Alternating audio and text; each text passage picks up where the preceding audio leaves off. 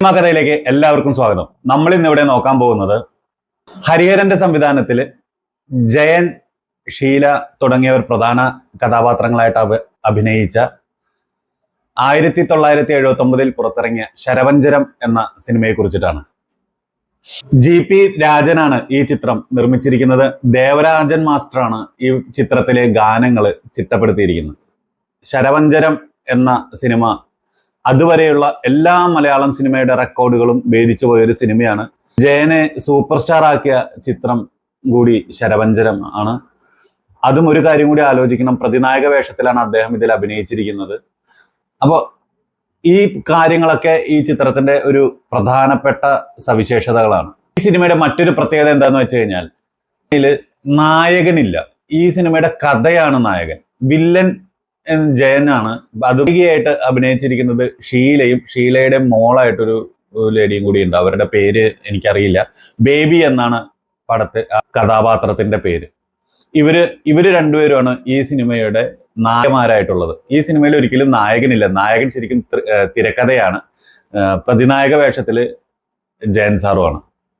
നമുക്ക് സിനിമയുടെ ഒരു ചെറിയൊരു കഥാസംഗ്രഹം നോക്കാം. ഷീലയുടെ മകൾ, അതായത് ബേബി എന്ന് പറയുന്ന കഥാനായിക യുടെ സീനാണ് ഫസ്റ്റ് തന്നെ കാണിക്കുന്നത്. അവര് ഒരു ഹോസ്റ്റലിൽ നിന്ന് പഠിക്കുകയാണ്. ആ ഹോസ്റ്റലിൽ നിന്ന് പഠിക്കുമ്പോൾ അത്യാവശ്യം വേണ്ട കുരുത്തക്കേടുകളൊക്കെ ഈ ബേബിക്കുണ്ട്. അപ്പൊ ബേബി അത്യാവശ്യം മദ്യപിച്ച്, അതേപോലെ മദ്യപിച്ചിലേക്ക് ഇട്ട് നമ്മൾ ഇങ്ങനെ പറയില്ലേ, ഒരു അടിച്ചുപൊളി ഒരു മൈൻഡില് നടക്കുന്നതായിട്ടാണ് കാണിക്കുന്നത്. ആരെയും അനുസരിക്കാതെ ഒക്കെ നടക്കുന്ന ഒരു തന്റേടിയായിട്ടുള്ള അല്ലെങ്കിൽ തന്നിഷ്ടക്കാരിയായിട്ടുള്ള ഒരു കഥാപാത്രമായിട്ടാണ് അവിടെ വരുന്നത്. അപ്പൊ ആ ബേബി അവിടെ ആ ബേബി ആ കോളേജിന്റെ നിയമങ്ങൾക്ക് എതിരായിട്ട് മാറുന്നു എന്ന് പ്രിൻസിപ്പളിന് തോന്നുന്ന സമയത്ത് ഹോസ്റ്റലിൽ നിന്നും ആ കോളേജിൽ നിന്നും അവരെ പുറത്താക്കുകയാണ്. ആ സമയത്താണ് ഷീലയെ കാണിക്കുന്നത്. ഷീലയാണ് ഇവരുടെ അമ്മയായിട്ട് വരുന്നത്. അപ്പോൾ ഷീലയോടും ഇവൾക്ക് ഭയങ്കര ദേഷ്യമാണ്. ആ ദേഷ്യം ത്തിന്റെ ഒരു അവസ്ഥ അതിഭയങ്കരമായിട്ട് തന്നെ സ്ക്രിപ്റ്റിൽ കാണിക്കുന്നുണ്ട്. ഈ ബേബിയുടെ രണ്ടാനച്ഛനാണ് ജയൻ.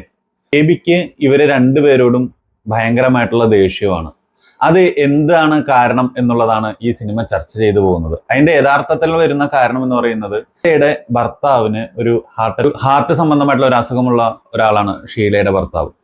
അന്നത്തെ കാലത്തെ ഒരു ഏറ്റവും പ്രതാപത്തിലിരിക്കുന്ന ഒരു ഫാമിലിയാണ് അവരുടെ ഷീലയുടെയൊക്കെ. ഒരു വിശ്വസ്തനായിട്ടുള്ള ഒരു കാര്യക്കാരനുണ്ട്. അയാളാണ് സിദ്ധയ്യൻ. സിദ്ധയ്യനാണ് ജയനെ, അതായത് രാജശേഖരൻ എന്നാണ് ജയന്റെ കഥാപാത്രത്തിന്റെ പേര്, അദ്ദേഹത്തിനെ ഒരു ജോലിക്ക് വേണ്ടിയിട്ട് ഈ കുടുംബത്തിലേക്ക് കൊണ്ടുവരികയാണ്. അങ്ങനെ ഇരിക്കുമ്പോൾ ഈ രാജശേഖരൻ എന്ന് പറഞ്ഞു കഴിഞ്ഞാൽ വളരെ മോശമായിട്ടുള്ള ഒരു ക്യാരക്ടറാണ്.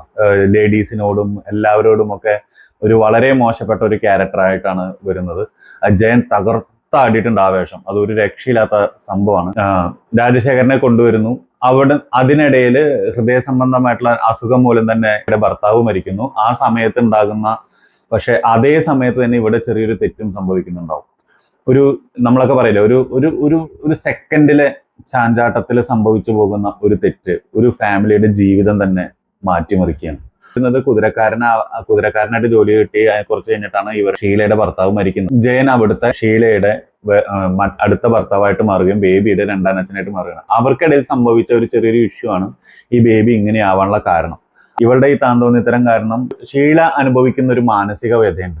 ഒരു വല്ലാത്തൊരവസ്ഥയാണ് ആ ഷീലയിൽ കാണിക്കുന്നത്. അതായത് നമ്മൾ ഒരു നിമിഷത്തെ തെറ്റിൽ നമ്മുടെ ഒരു ജീവിതം തന്നെ മാറി മറിഞ്ഞു പോകുന്ന ഒരു അവസ്ഥയാണ് ഈ സിനിമ ചർച്ച ചെയ്യുന്നത്.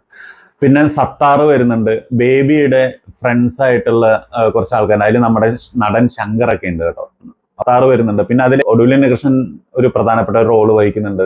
മരിക്കും. ഒരു രക്ഷയില്ലാത്ത റോളാണ് പുള്ളിയുടെ. മകൾക്ക് മനസ്സിലാവുകയാണ്, അതായത് എന്തുകൊണ്ടാണ് തൻ്റെ അമ്മ ഇങ്ങനത്തെ ഒരു അവസ്ഥ വരുന്നത് എന്നുള്ള ഒരു അവസരത്തിൽ മനസ്സിലാവുകയാണ്. ആ അവസരം കഴിയുമ്പോൾ ആ അവസരത്തിൽ ശിക്ഷിക്കപ്പെടേണ്ട ആൾ തന്നെയാണ് ഷീല. പക്ഷെ അതിനുശേഷം ഷീലയുടെ മനം മാറ്റം ഇതൊക്കെ മനസ്സിലാക്കാൻ സത്താർ ഒരു നിമിത്തമായിട്ട് മാറുകയാണ്. അതും മനസ്സിലാക്കിയിട്ട് ആ മോളും കൂടി അമ്മയെ സ്നേഹിക്കാൻ തുടങ്ങുന്നു. പക്ഷെ അച്ഛൻ എന്ന് പറയുന്ന ഒരു ക്യാരക്ടർ ഒരു കൊടൂര തന്നെയാണ് ആ കുടുംബത്തിനെ സംബന്ധിച്ചിട്ട്. അതിഭയങ്കരമായിട്ടുള്ളൊരു വില്ലനാണ്. അപ്പൊ സത്താറുമായിട്ടുള്ള വിവാഹം ബേബിക്ക് ഉറപ്പിക്കുകയും ചെയ്യുന്നുണ്ട് ഷീല. പക്ഷെ അതൊരിക്കലും ജയന് ഇഷ്ടപ്പെടില്ല. അപ്പൊ അതുമായിട്ടുള്ള ഒരു തർക്കം നോക്കുന്നു. ജയനും സത്താറും നമ്മളൊരു സംഘടന രംഗമൊക്കെ ഉണ്ട്. അപ്പൊ ഒരു സമയത്ത് സത്താറിനെ കാണാണ്ടേ ആവുന്നു. അപ്പൊ സത്താർ എവിടെ പോയി എന്നുള്ള അന്വേഷിക്കേണ്ട എന്നുള്ളത് ജയന്റെ വിശ്വസ്തനായിട്ടുള്ള ഒരാള് പറയാണ് ഷീലയോട്. അപ്പൊ അതിനുശേഷം ജയൻ ഈ ബേബിയെ കടന്നു പിടിക്കാൻ ശ്രമിക്കുന്ന അതായത് ജയൻ എന്ന് പറഞ്ഞു കഴിഞ്ഞാൽ രാജശേഖരൻ എന്ന് പറയുന്ന കഥാപാത്രം ഈ ബേബിയെ കടന്നു പിടിക്കാൻ ശ്രമിക്കുന്നു. അപ്പൊ അവള് രക്ഷപ്പെട്ടു ഓടുകയും ഷീല ജയനെ വധിക്കുകയും ചെയ്യണം. ഇതാണ് ആ പടത്തിന്റെ ഒരു രത്ന ചുരുക്കം. പക്ഷെ അതിഗംഭീരമായിട്ടാണ് എടുത്തു വെച്ചിരിക്കുന്നത്. കഥ എന്ന് പറഞ്ഞാൽ നമ്മളെങ്ങനെ ഓരോ ഫീലിങ്സിലേക്കും ആ സിനിമ നമ്മളെ കൊണ്ടുപോകും. അപ്പൊ എന്നെ സംബന്ധിച്ചിട്ട് ഗംഭീരമായിട്ടുള്ളൊരു കഥയും ഗംഭീരമായിട്ടുള്ള പെർഫോമൻസുകളുടെ കാര്യം പറഞ്ഞു കഴിഞ്ഞാൽ ജയൻ, ഷീല, ഈ ബേബി എന്ന് പറഞ്ഞ കഥാപാത്രം അഭിനയിച്ച ആ കുട്ടി, എന്റെ മോനെ ഒരു രക്ഷയില്ലാത്ത പെർഫോമൻസുകളാണ്.